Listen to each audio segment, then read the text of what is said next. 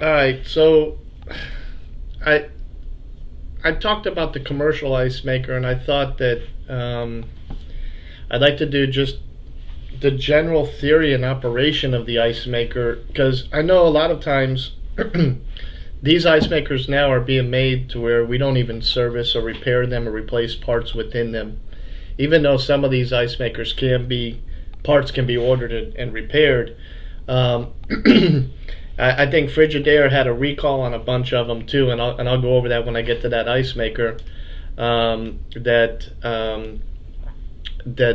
they had a little piece of metal that was bending in there that you could change in 2 minutes. And I'm like, why are you guys installing in a whole ice maker for this little tiny piece of metal? And they said, well, it's cheaper for us to just swap out the ice maker than it is to repair the ice maker. I was like, okay, if that's what you say. But anyways, I'm going to go over the Crescent ice maker, both the one with the module and the other one with the old switches, and I'll talk a little bit about that. Then I'm going to talk about flex tray ice makers, and if there's more interest, I'll go through like the Samsung ice maker, and I'll go through the GE ice maker as well. So let's go ahead and take a look real quick at the things that we need to understand for the theory of operation. Originally, when these ice makers came out, these fingers here in the ice maker, and I'll zoom in on the picture a little bit, is these fingers on the ice maker are what travel around and push the ice out of the mold. And when the ice makers first came out, I remember back in the 80s working on these ice makers, and they were made even before then. And we had to fix them. We had to actually take them apart and replace switches inside of them, and you actually had to troubleshoot the ice maker. Now, again, like I said, that why would y'all want to learn how to fix an ice maker? Because I just replace them anyways. Yeah, but how do you know what the actual problem is with the ice maker when you're troubleshooting it? Sometimes people change ice makers and the customer calls back, yeah, it's still not working, and it's a water problem, or there's some other problems within there. I'm even going to go over the infrareds on the door and how to look at those side-by-side refrigerators that have the infrared gauging whether the bucket is full of ice or not. But on this ice maker, these fingers travel around to remove the ice. One thing you need to know is in a lot of these ice makers, this is the wire harness plug that runs along the back of this ice maker, and there's a thermal fuse in a lot of these ice makers. I think I got a picture of it in one of the other slides. And the thermal fuse is mounted right up against the mold on the back side here. There's a little clip underneath, and we'll see if I can show you that in a minute. And if that thermal fuse fails, the ice maker will not work at all. And with this ice maker, one of the tests we would make is I used to grab these fingers and lift up on them, and they would turn around and go this way, which would be counterclockwise if we're looking at it on the screen. And if you get your fingers in here and apply a little bit of pressure upward, the actual motor here will actually start running. And I'll explain to you how and show you in the circuit how that works. So you have to be careful. This is only on the ice makers that have like the metal plate and have the two white gears on the front, and I'll show that to you in a minute. The other ones, the modular ice makers where you jump them out and you make them work, is that you can't rotate them by hand, and they even print it right on the gear. Do not rotate manually. And the reason why they did that is because the older ice makers we stuck our fingers in there, we pried up as hard as we could, and that motor would start running, and you could let go, and it would go all the way around and fill up with water and everything. So if you look, there's 6 steps here. Water comes in, it freezes to ice. It goes and circulates and pushes the ice out. The ice falls into the bin, and as it comes around a second time, it fills up with water. I'm not going to go and read all this to you. I'm just going to go and explain the circuit of the diagram, because, like I said, understanding its operation is important to troubleshooting it. So you need to understand how it works. So if we look here at this circuit for the ice maker, this is the new ice maker. I forgot what the name was that I saw it on the Whirlpool website or whatever, where they added the thermal cutout and a power on and off switch, where on some ice makers you might see a switch on the outside of the ice maker where you can turn the ice maker off. Back in the day we would just lift up the ice maker arm, but we can't. One second, sorry. I want to find that picture. We just lift up the ice maker arm and that would shut it off. But on an ice maker like this one here, you can't lift up the arm, so you have a little micro switch right here that would turn it off, and that micro switch would be this switch right here. Now the older ice makers didn't have that. It would be powered on and off by the control board, where you would stop power here and the ice maker wouldn't work at all. Now thermal cutoff would be very similar to like the one I told you, but some of these have internal thermal cutoffs, and they're all concerned about the heater. To release the ice, the mold has to be warmed up so that the ice would come out. If you took a metal mold and stuck it in the freezer with water and then tried to turn it upside down, the ice would not fall out. The ice would stick inside the mold. So they put a heater on the bottom of the mold, and that helped reduce the ice. If we look here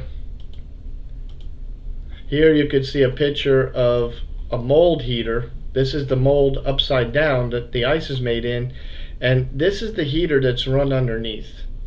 Again, this part could be replaced, including the mold could be replaced, but this heater heats up just enough to release the ice. We don't want it too hot because we don't want to turn the ice to water.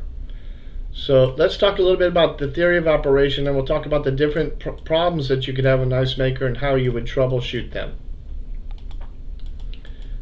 So going back to this ice maker, do you guys know what causes this ice maker to drop ice?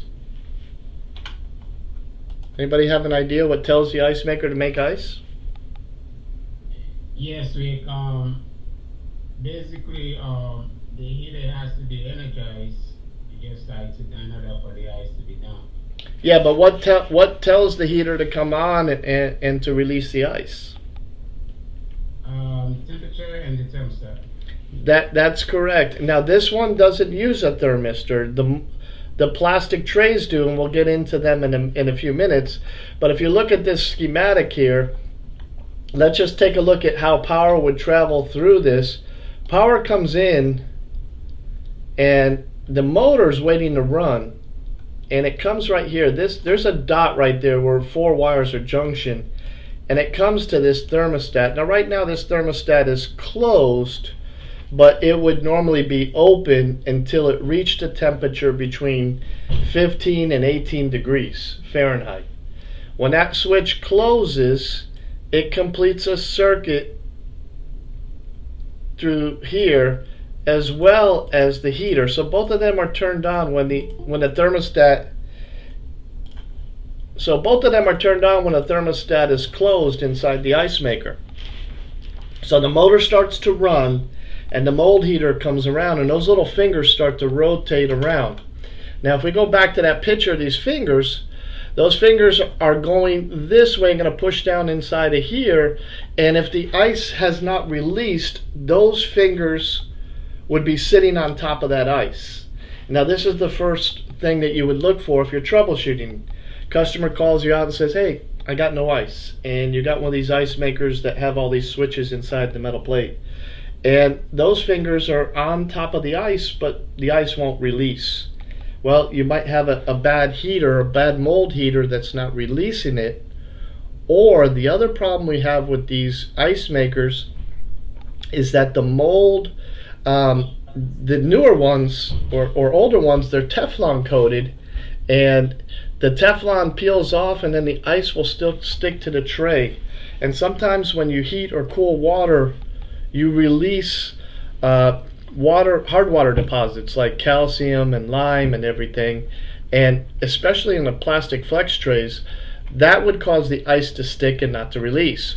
So if the fingers are coming around and they stop, one of the first things you want to notice is the heater on underneath. Because if the heater's not coming on, you might either have a bad heater, or could the thermostat be bad? Yes, sir. It could be bad, or it could be a controllable issue as well. It could, and again, remember now, if the fingers are over on top of the ice like they're trying to push it out, the thermostat itself has closed because the motor moved over on top of the ice. Okay? But the ice not releasing, so we have a mold heater problem. Again, servicing this, we would just replace the whole ice maker. But knowing what the problem is, because sometimes I have techs that replace ice makers get called back because they didn't replace the right part.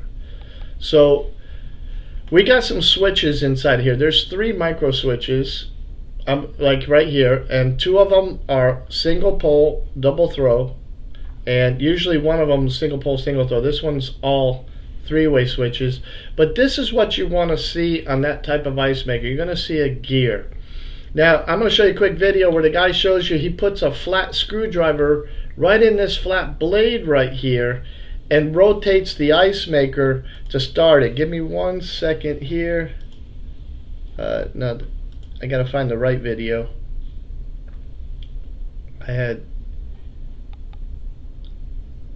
No, that's not the video. I know I had a video here. I got so many windows open, guys. I apologize here. I don't think I see that video, but anyways, they put a flat screwdriver in here, rotate it this way instead of rotating it manually with your fingers. Now this is the mold here that you could get as a replacement, and if you look, these 2 wires are the wires for the mold heater. This is a mold that's used on this type of ice maker here that has the gears and the metal plate. The modular ice maker, also the mold can be replaced, but it is different where the heater is, and I'll show you that in a minute. So going back to those 3 switches, here you find the 3 switches. You have the hold switch, which is right here, the hold switch. You have the shut-off switch, and then you have the water fill switch. So you have 3 switches in that ice maker, and let's go over what each one's purpose is before we go through the rest of the cycle. So when the thermostat closes, the hold switch is usually what your shut-off lever would activate. If you were going out of town and you want your ice maker to stop working and you lift up the arm of the ice maker to shut it off, what you're doing is you're sending this here to this position. Now normally there's not a wire here, but that would be like power came in, it would go here and it would just go right back to nothing. Now a lot of times they wouldn't do it that way, and there's some newer diagrams, but it circles itself. It doesn't come out to neutral so that the motor and the heater would not operate if that switch was bad, if the customer had the lever up. I've seen some of them where the ice maker lever on the side of the ice maker here, this lever right here doesn't drop down completely flat. It hangs, if you look like here, a little bit of an angle, but you want to make sure it's as close as possible to flat, because when you lift this lever up, it's activating a switch which is preventing the ice maker from cycling. Now if we go back to this circuit here, we have a holding switch.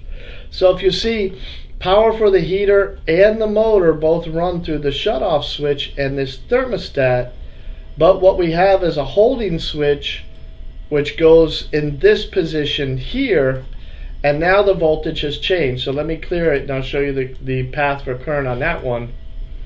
The power comes in, goes through the motor, it hits a holding switch, and it goes out to neutral, and now the heater is the only one that's running through the thermostat. So when I started at the beginning, I said that you started the ice maker manually by pulling up slightly with your hand, and if you put enough pressure, the motor will start to turn and the gears inside the motor will rotate. It only takes maybe a turn or two. Not a full 180 degree, 360 degree turn, but just starting to move. And when it does, this switch goes in this position. Even if the thermostat is open, the motor will run. So if you wanted to test the ice maker and there was ice in the ice maker and you lift it up on the fingers, what do you think would happen? Anybody got an idea? If I went to a customer's house, I see that there's ice in her ice maker, and she's saying she has no ice in the bucket. If I take my hand and pull up on the fingers, the motor is going to start to run, but what's going to happen? Anybody got any idea?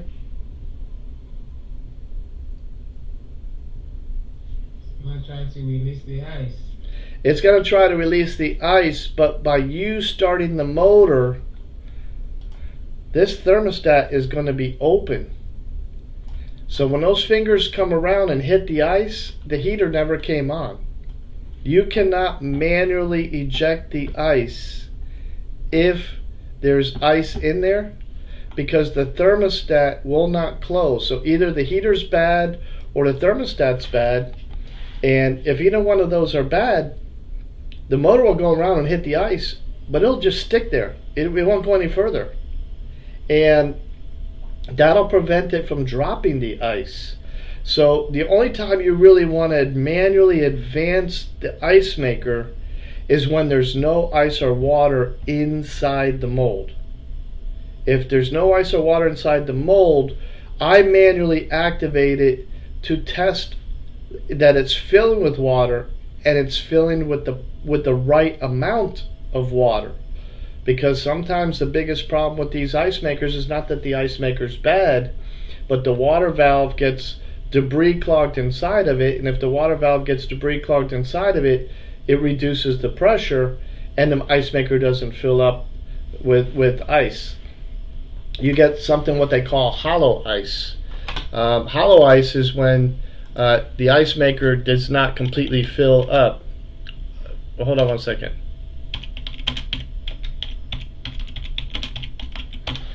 Let me see if I can show you some images real quick of what ice cubes, hollow ice cubes. Okay, so let me just bring this picture into view here. So if you look at this picture, if you could see, there's ice around the outside, but it's hollow inside. And here's some more pictures of hollow ice cubes here. Hollow ice cubes are an indication that the machine is not filling up with enough water. When water comes in, the mold is cold enough to freeze water, but it's not enough water to freeze the inside, so the water sticks to the walls and creates a hollow ice cube. That's usually a problem of water valve, customer's water filter in the refrigerator or behind the refrigerator is bad, or even their water pressure's too low. So if you got poor ice production, maybe it's only 6 out of the 8 cubes that it makes, then you need to check to see the volume of water in there. I think it's like 3 to 5 ounces of water.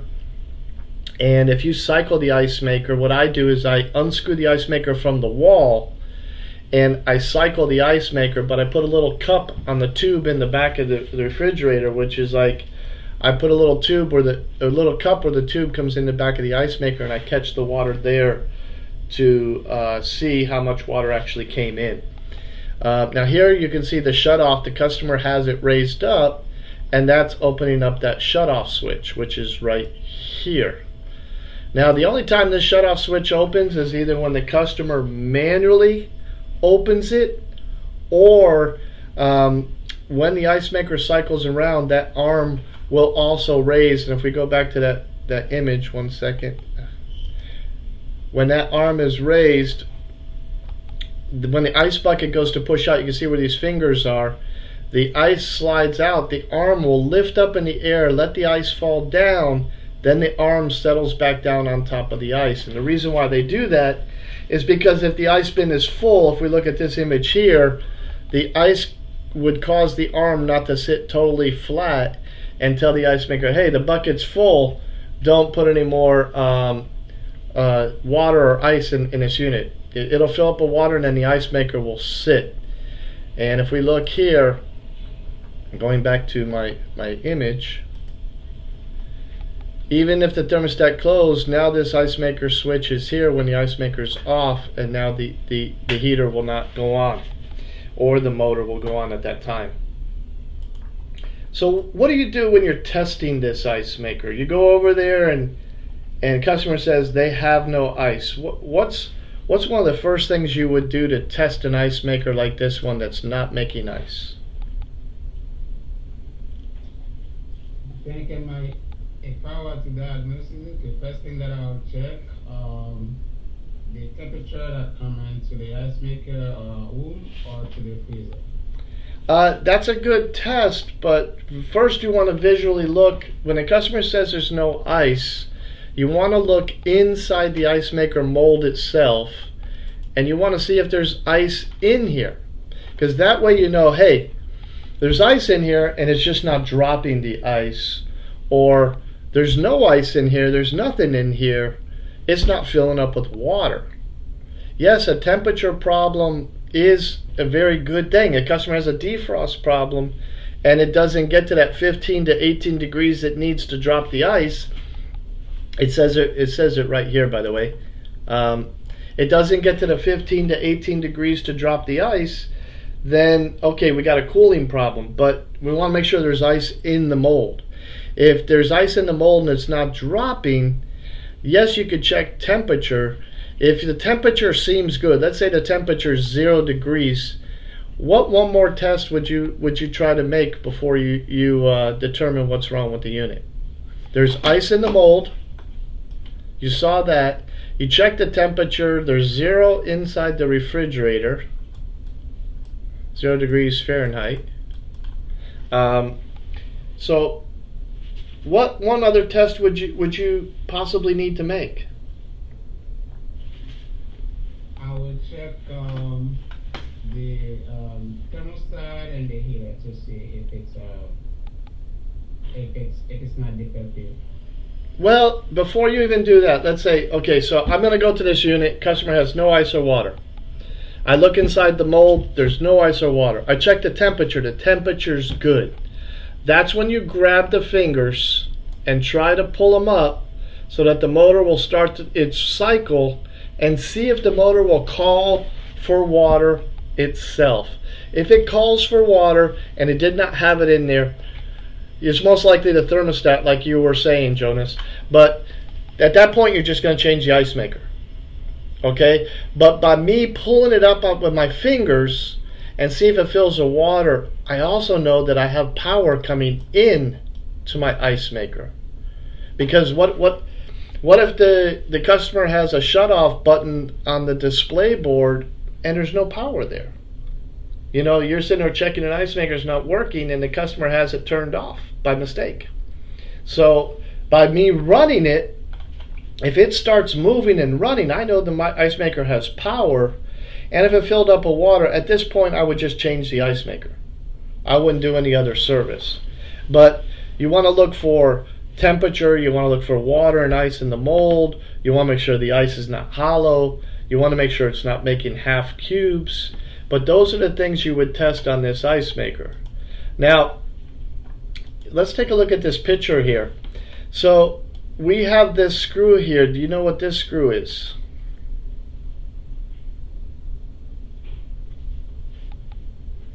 It's a water fill adjustment.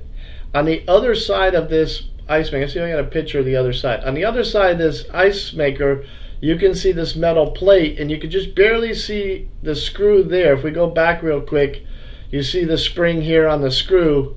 And if we go to this picture here, you can see that spring. The screw head's hidden behind this plate.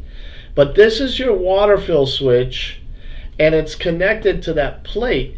And if you back the switch up, if we look here, it's got a plus or minus. I'll zoom in on it so you can see it. If we back the switch up, there's a minus and plus. It's very, very hard to see there. But if I move it this way, all it does is move the switch a little farther away from the cam. Oops, wrong direction.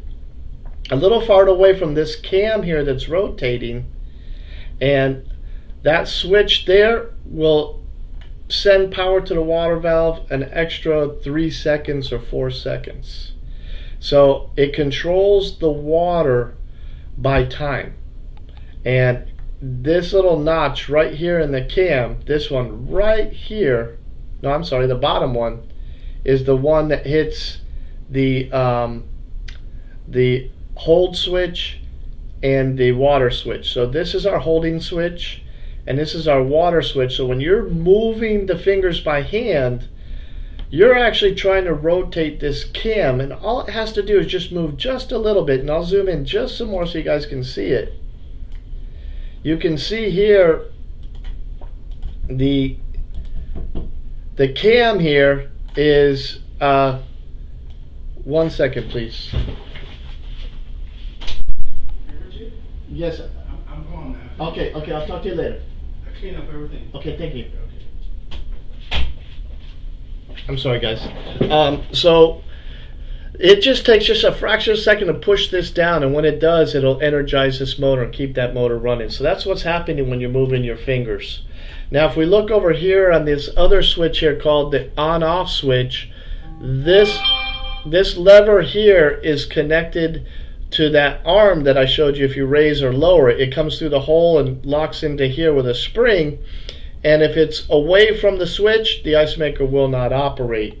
If it's hitting the switch, then the ice maker will operate. And then what we have right down here is something called our mold heater. It is mounted inside the box, but if I was to turn this around, I don't think I have a picture of it on the other side. The other side of this is the actual mold that the ice is made in. So this is right up against the mold. And they have a thermal paste that if you ever replace the mold, you have to put some thermal paste on there, because the mold won't accurately sense temperature if it doesn't have the paste on it.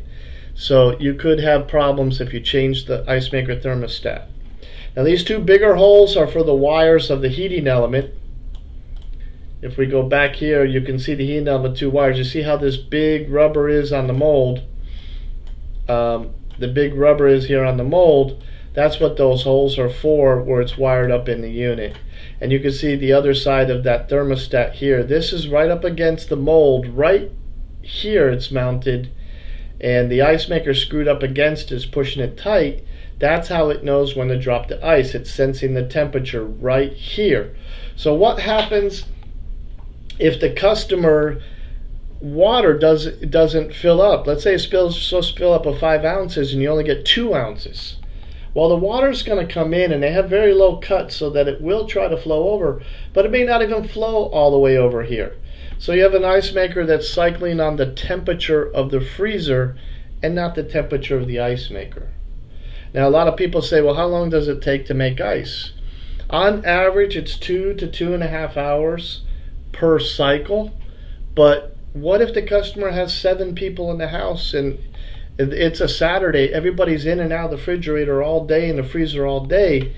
You're going to raise the temperature of the box and make it harder for the ice maker to cycle, because it's going to be warmer. So it'll take longer to make ice. I always tell customers it's about 2 to 2.5 hours per cycle. If we just say 2 hours, that means it would make 12 cycles in a day.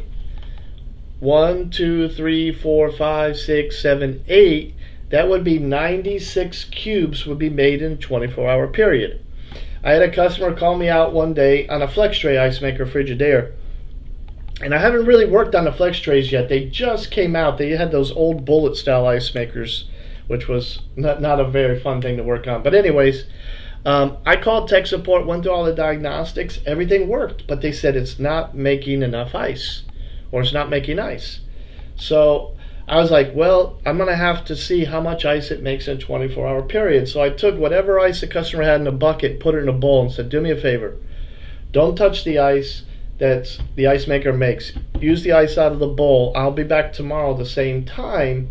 I need to see how much ice it makes. And I don't tell the customer that, hey, I'm going to count this many cubes. Because you tell the customer how many cubes you're looking for, some customers will say, well, if it makes the cubes when they come out, they're not going to do anything. So I'll throw half of them away. So when a tech comes out, he'll just put a new ice maker in there for me. So I don't tell him how many cubes are in there. I said, I just need to see how many it makes. And if I get between 80 and 90 cubes, I know the ice maker is working fine.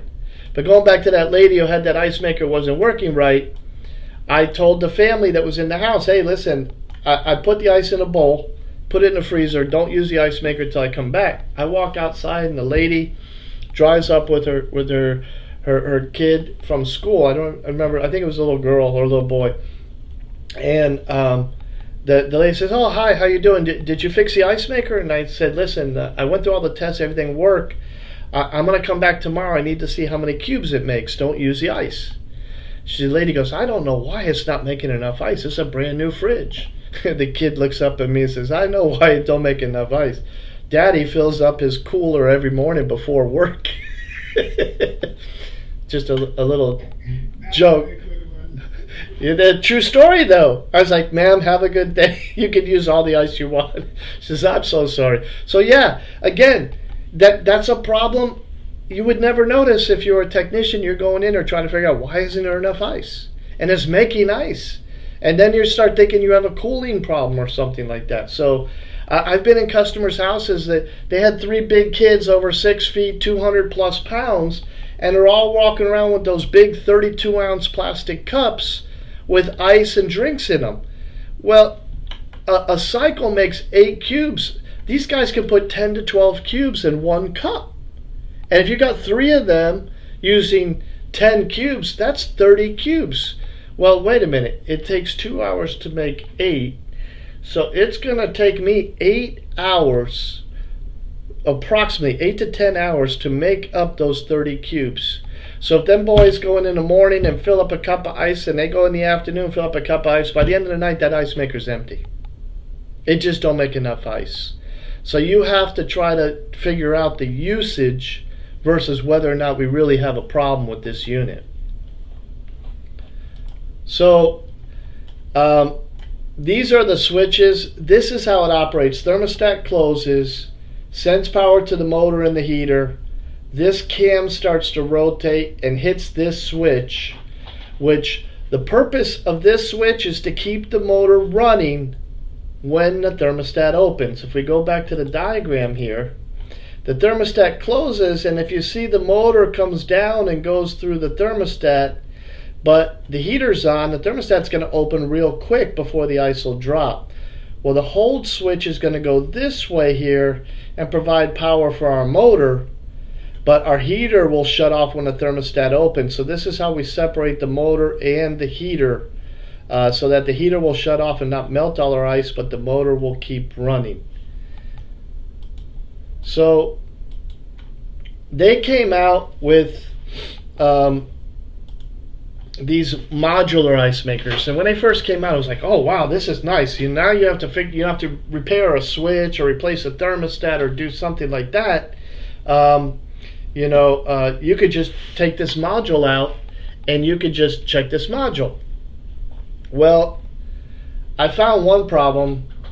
First of all, there's a discrepancy in the technical information on how to troubleshoot it.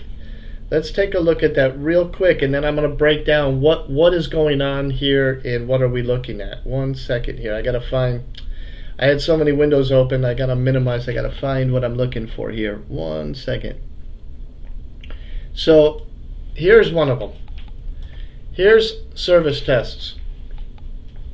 In order to test the ice maker, you have to put a little jumper wire in the holes here. There's 1, 2, 3, 4, 5, 6 holes. And by putting jumper wire in some of those holes, you can get the ice maker to do some things. And I do have an image somewhere. 1 second here.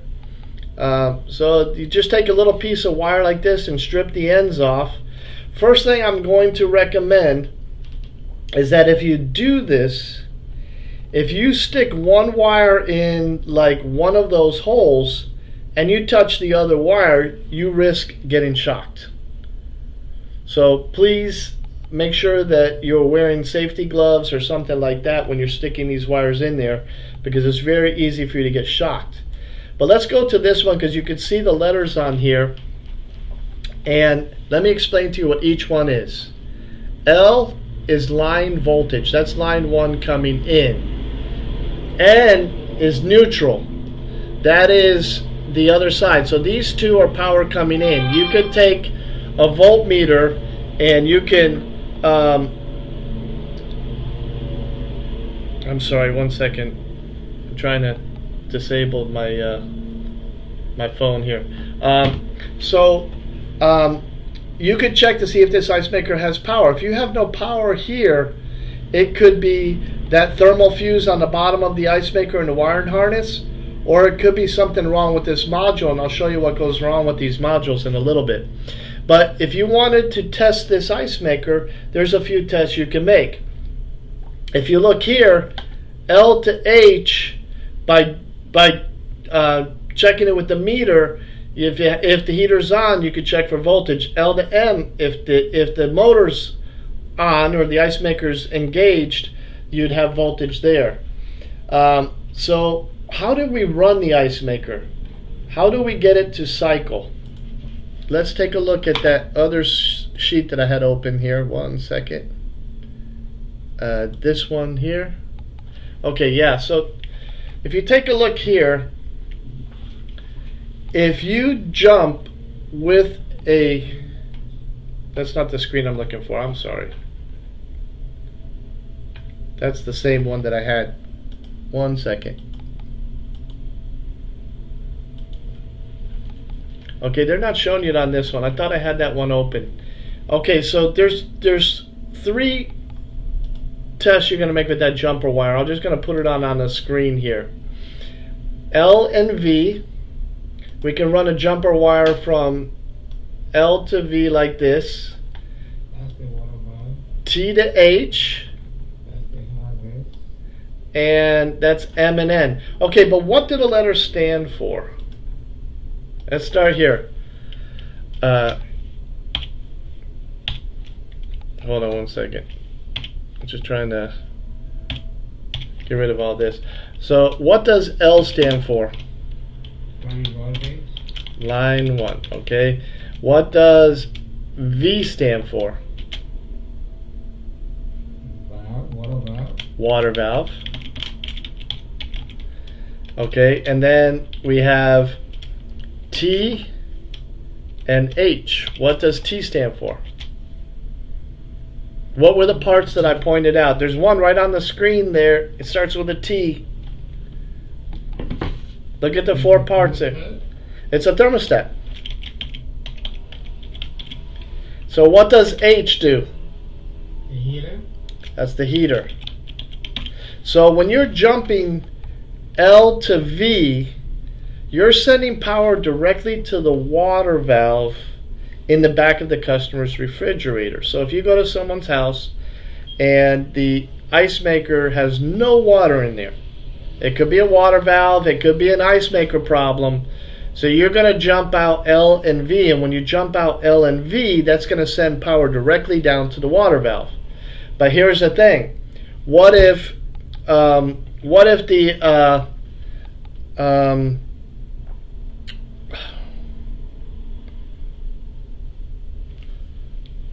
I'm sorry.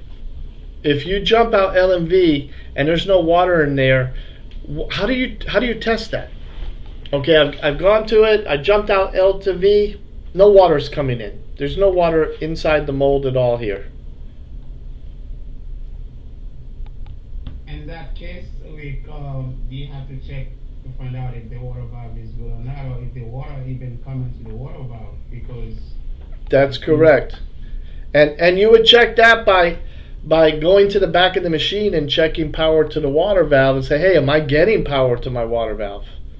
Because again, If I jump L and V and I don't have power down there, if you have the door open, it might not send power down to your water valve. You might have to put the jumper in there and then close the door, especially if it has those infrared lights like the Whirlpool ice bucket on the door. Then you have to close the door to see if it fills with water. If you have power, then you need to check water pressure. If you have water pressure and power, then the valve is bad, or the customer's water supply line going to the ice maker could be restricted with ice or something like that, not allowing the water to go through. So what is M and N?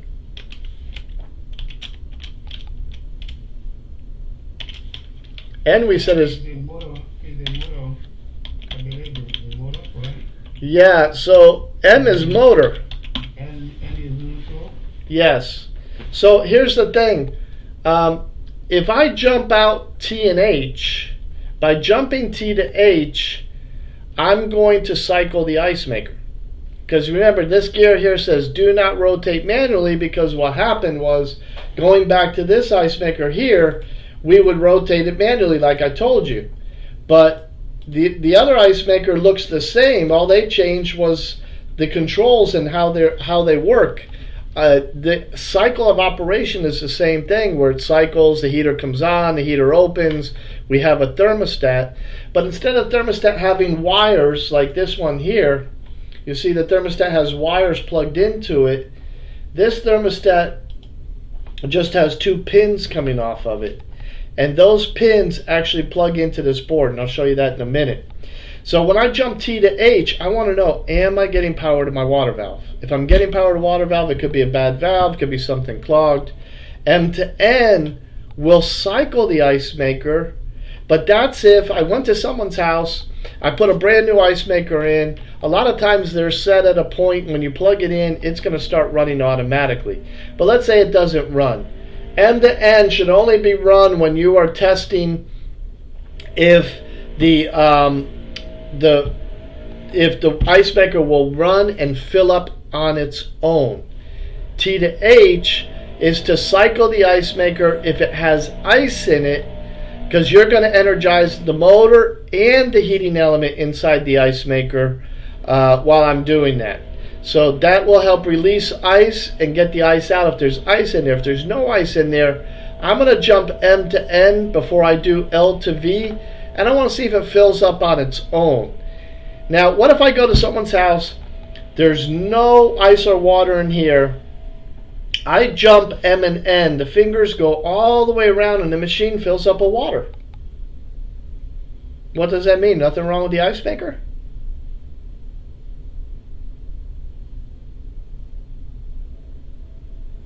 Which one you said you jumped with?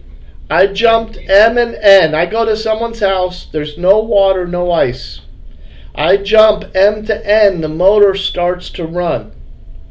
As the motor goes around and gets to the end of the cycle, it calls for water and fills the tray like it's supposed to, and then shuts off. What does that mean? That's a good question. Okay. How it works? Yes and no. The ice maker motor works and the water valve works, but let's go back. This is why I said at the beginning, we need to understand theory of operation. Because if I jump M and N and it fills with water, it's going to freeze. It may not drop it, because what tells it to drop the ice? It's on the screen. What tells this ice maker to start? It's the thermostat. The thermostat. So by me jumping M to N, I'm just sending power to the motor, and it'll fill with water. If I jump T to H, I don't want to leave that jumper in there for too long. I just want it in there long enough so that the fingers can remove ice, okay? Because it'll put too much heat in here. Once it's running, the hold switch will take over, and you pull that out. And you say, wait a minute, hold switch, there's no switches on there. Yes, there are switches on this ice maker. They're underneath this plastic plate, and they're underneath this gear. If you ever get one of these modules to replace, pull this gear off the front side here. The other side of the gear is this cam. Underneath this gear, on this side of the ice maker, on the outside of the ice maker, there's little metal prongs pushing up against it, and they're actual switches built into the back of this plastic gear. So when it rotates, there's switches here, but there's also switches here. And I think I got a video to show you. One second there. Let me see if I can find it right here. So if you look here, this guy's showing the adjustment screw for the water valve, but look right here. This is one of those switches inside the ice maker. You can see the 2 points of contact there, that there's a switch underneath this cam, and if that switch don't function, that is the switch that's connected to the shutoff arm, and the ice maker don't run. Now, one of the biggest problems with these modules is not the thermostat, it's not the heater, it is this module here. When this is the underside of it, when we plug this in, how does it actually connect to the ice maker? How does it connect to everything? Like you just said, with those little flat switches that make the contact.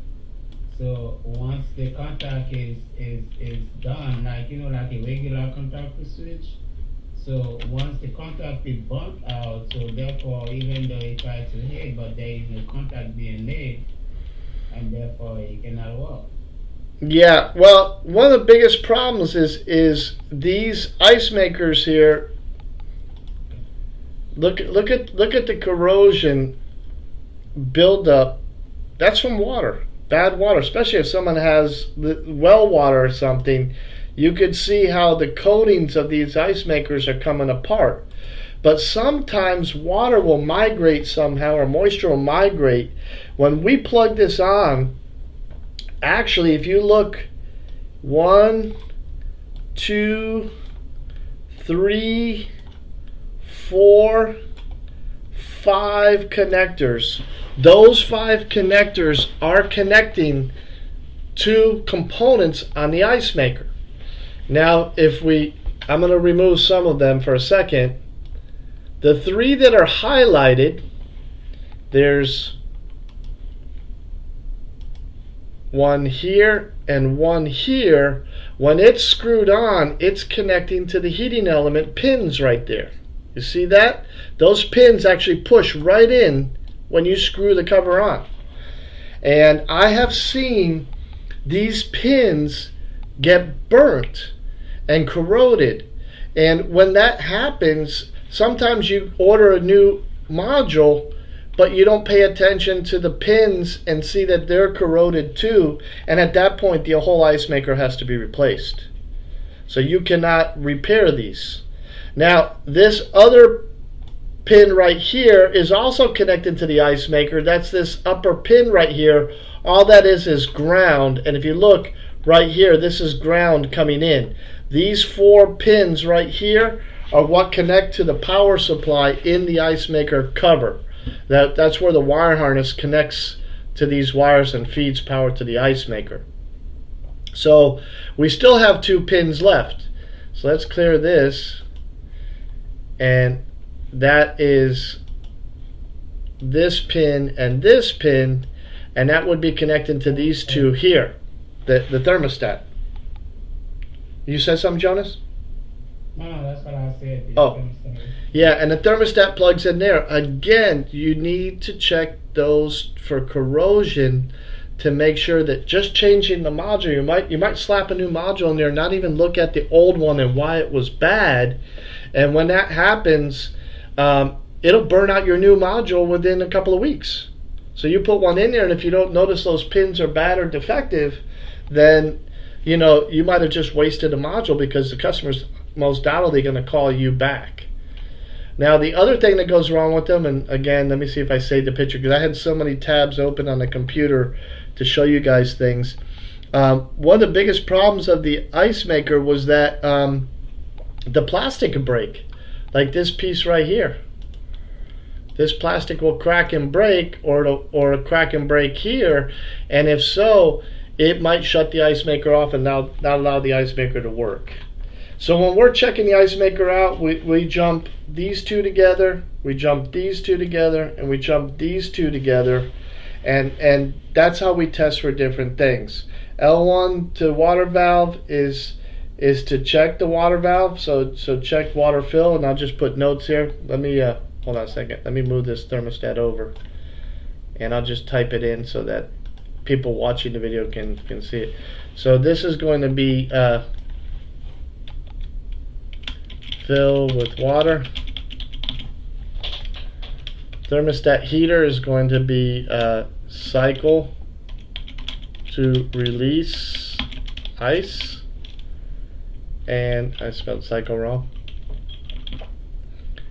And then the last one is motor to neutral, and that is to cycle to fill with water on new ice maker, on your new IM. So that's what you're going to use those tests for. So if you fill with water and water comes in but there's no water in the mold, maybe the ice maker thermostat didn't cycle it. If there's ice in the mold but it doesn't drop into the bucket, we want to cycle it here to release the ice. If there's a brand new unit, we want to jump M to N to see if we can fill it with water and get it on its way. Now, if you install a brand new ice maker and it doesn't fill on its own and you don't jump M to N, the freezer will eventually get cold enough, the thermostat will cycle, and it will fill up on its own. You don't have to do it. Yes, sir. I have a question.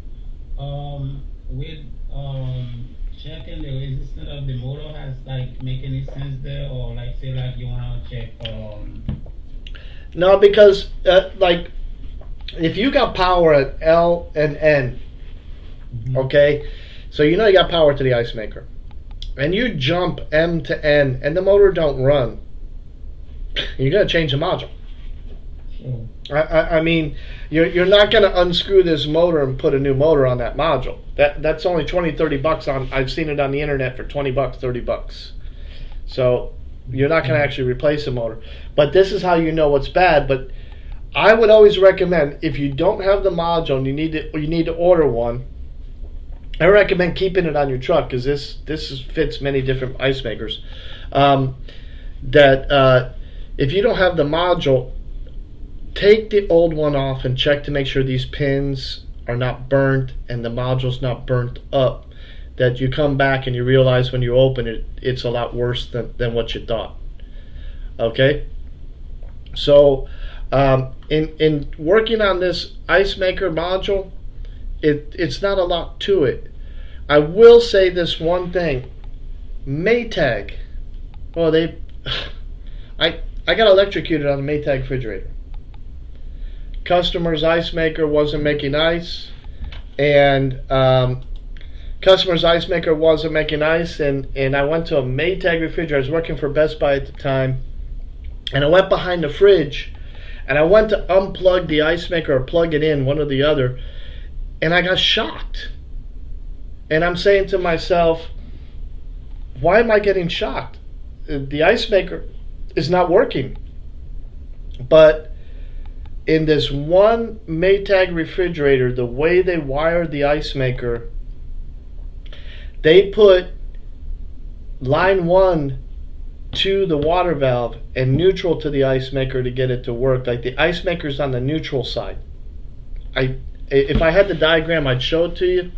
But I got electrocuted because there's 120 volts at the ice maker. The only reason why the water valve didn't work is, instead of the water valve going L to V like we just said, on that one ice maker you had to jump V to N. You had to provide neutral to the water valve. And the reason why I bring it up is because this Maytag ice maker had this module in it, and customer sent the refrigerator back. They bought a new one, says it wasn't working. And so I hook it up. I said, well, let me check the water. And I jump L and V, and I got no water coming in my ice maker. So what do we say? Well, you got no water coming in. Let's go to the back of the ice maker, and let's see if I'm getting power to my water valve. Well, I went back there and went to check, and I had power to my water valve, so I was going to ohm out the water valve. I went to unplug it, and that's when I got shocked, and I was like, why am I getting power and and I didn't have the jumpers in.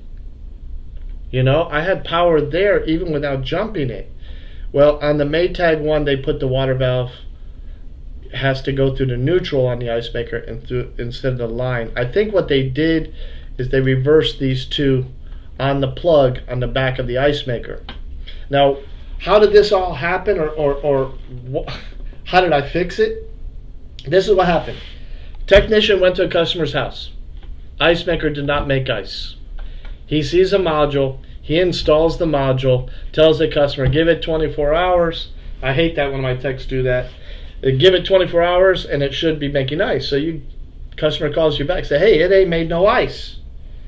So the guy checks the water valve and gets the water valve to fill.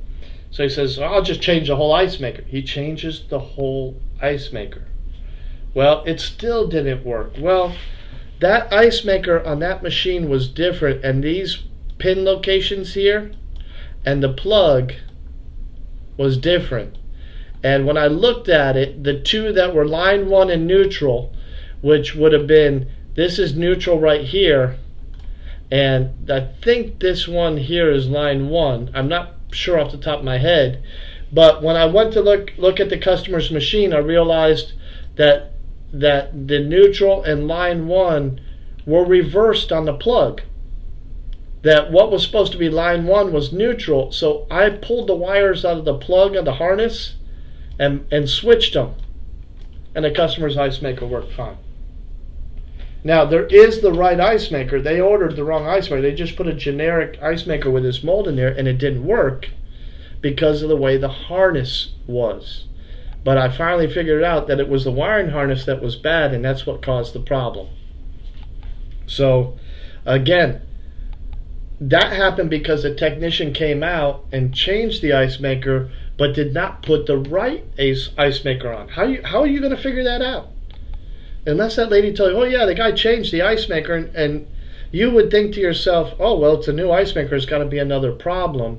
You have to look and test everything and try to figure out what is the difference in the problem. I know someone else installed the part, but I'd never go by what a customer tells me, and even if a tech said they changed the part, I still want to check it. I want to check it like as if no one ever touched the machine. So on these module ones, they're easy to repair just by replacing the module, but you have to know how to test them out. And that one Maytag, trust me, make sure that you're aware of that one. It was a Maytag side-by-side unit.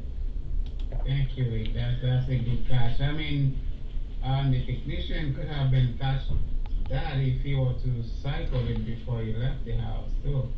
Yeah, but it cycled, it didn't fill water. This tech, again, when you have a company and you get guys getting paid hourly, they want to get in and out of a customer's house as fast as they possibly can, because my company, unfortunately, that we pay our guys 8 hours whether they work 8 hours or not. There's 1 or 2 days they might work a little late, but that compensates for the days that they got off at 2 o'clock and got paid for the whole day. So these guys rush in, throw an ice maker in, and they run out the door. Hey, ma'am, 24 hours. And the reason why they say 24 hours is because they know if it don't make ice in a couple hours, the customer is going to call, and then they'll have to go back, and they don't want to go back. I know you laugh, but it is not funny. Having your own business and having technicians and watching the things that they do to get out of work, and yet, you pay them, but they don't want to work. No, I don't think it's funny, Rick. I'm just laughing because... No, I know. I know what you're saying. It's just funny, the situation, but... Yeah, you find a lot of irresponsible technicians out there. It's just like sometimes... I remember when a company that I used to work for, my boss always tell us, hey, listen, I don't want any call back. Do not rush the job. Do the best you can, but you just like to get it complete, but don't rush to finish it, and then we have to go back. Exactly. So let's go back over this ice maker here. So this is neutral, this is line 1, and this one here I told you goes to the ground pin on the mold, and that's ground. Why is there a 4th wire? What's the 4th wire? The 4th wire, it was like, you said earlier it was ground wire. No, the ground is the top one. Okay. Line 1 is this third one down, and neutral's the fourth one down. What is this one right here? That's a good question. The water valve. Oh, okay. So in other words, line 1 comes in, the switch underneath this cover here closes, sends power to the water valve, and then power comes out here and goes down to the water valve. That's usually on Whirlpool. That's the tan wire on the ice maker. So let's say you jump out the mold and the ice maker doesn't send power to the water valve, and you're saying, well, man, it's an ice maker. There's nothing more I can do. Well, you could actually go to the plug in the wall, and some of those plugs just have 4 pins. You know, where the ice maker plugs into the wall itself. One of them is ground, line 1, and neutral. What you do is you try to find line 1. You look at the plug and try to find which one's the black wire coming in. If you can't, you touch them all. And then let's just say this is line 1. Well, you're going to have voltage to ground, line 1, and you have voltage to neutral, line 1. The one that you're not getting a reading to is your water valve. And so you could just jump out the water valve. Now you might get voltage there through the valve. But I have jumped from the wall to make sure that water comes in to know whether or not it's the ice maker not allowing the power to go through or not.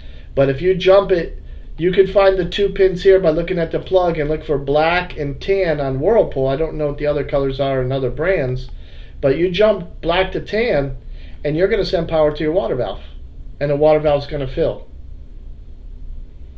So that is the modular ice maker. Even though it's simpler to replace and service, it has its own issues. They had so many problems with these burning out and going bad, they went back to this style ice maker here with the switches. Again, if you have a problem with these ice makers, yes, you replace them, but you got to know, is it the ice maker? Is it the water valve?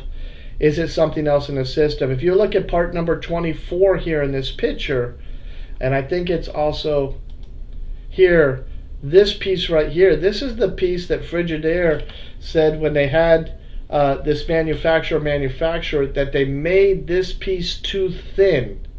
And this metal bar rides on this cam right here.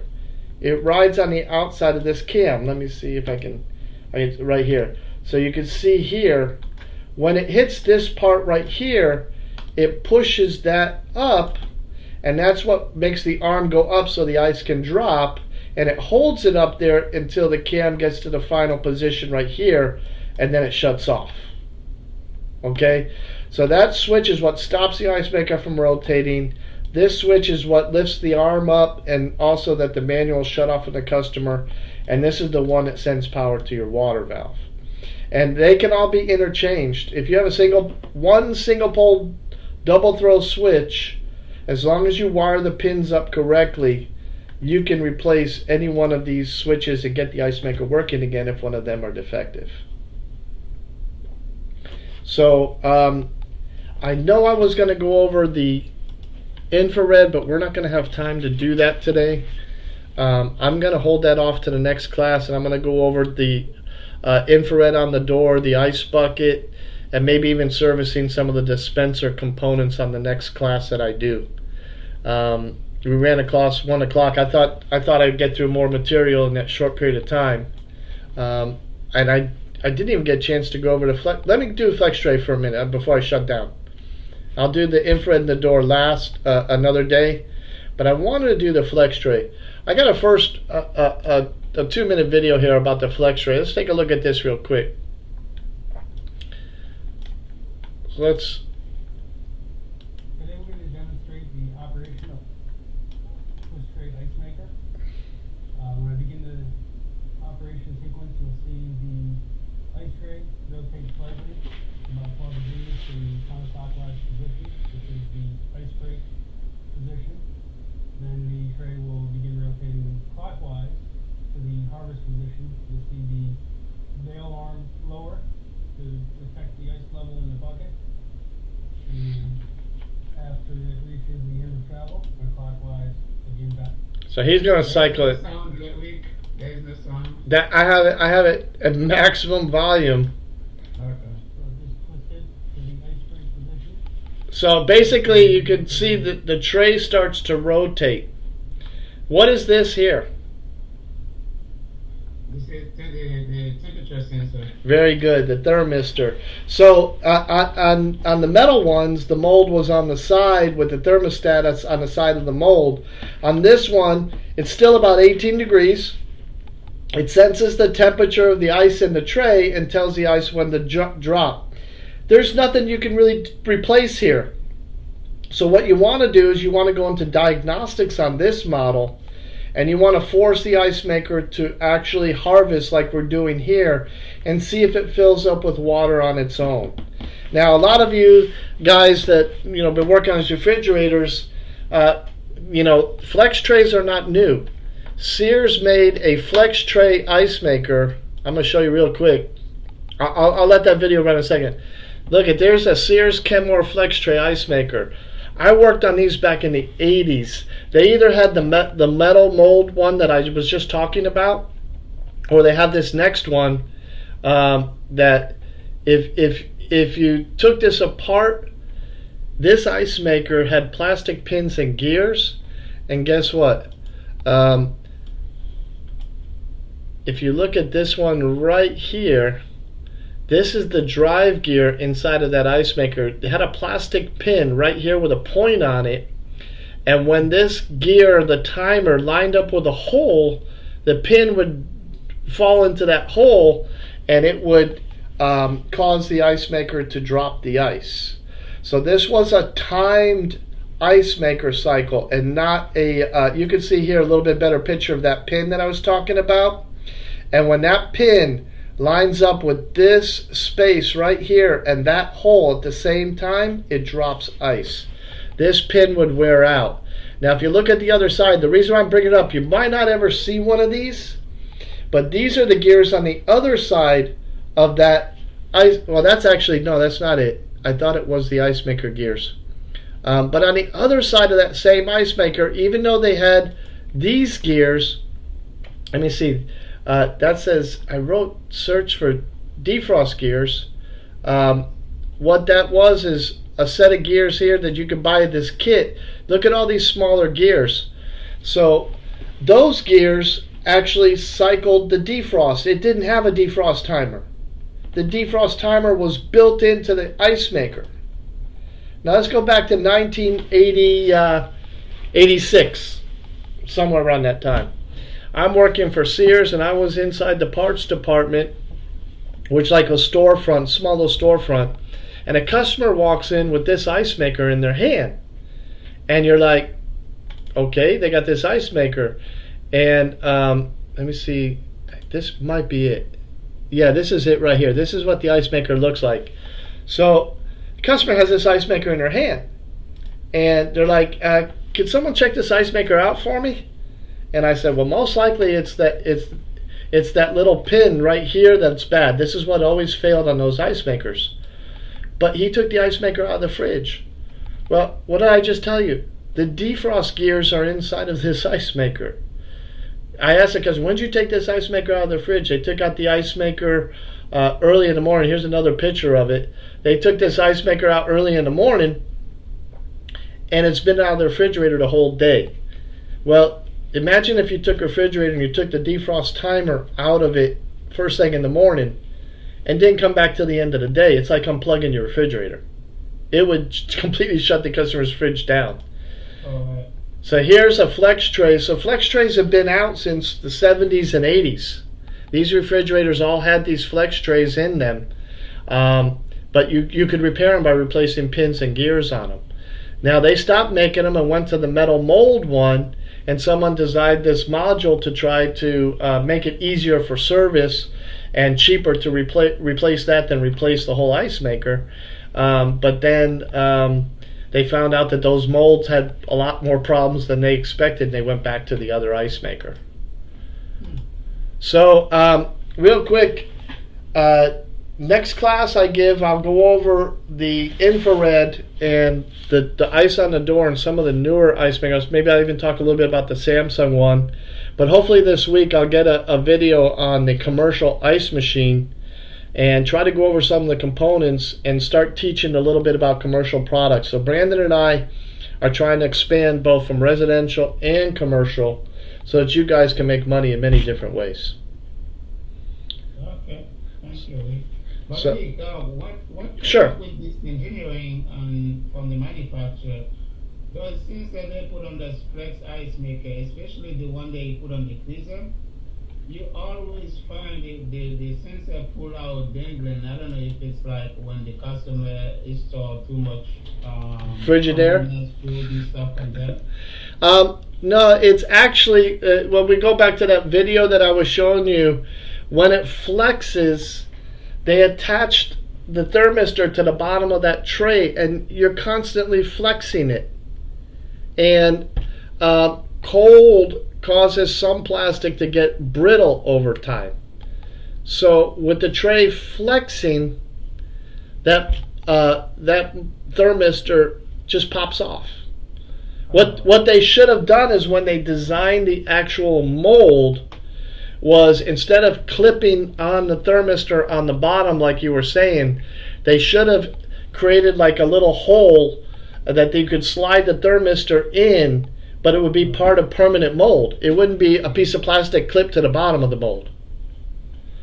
So They don't want to spend money on anything that's going to cost them extra to make it doable. They would not do that. well, no, actually, it would be cheaper if they molded the ice maker tray with that holder in it than to make a separate piece of plastic, and you had to design the tray that plastic clips into.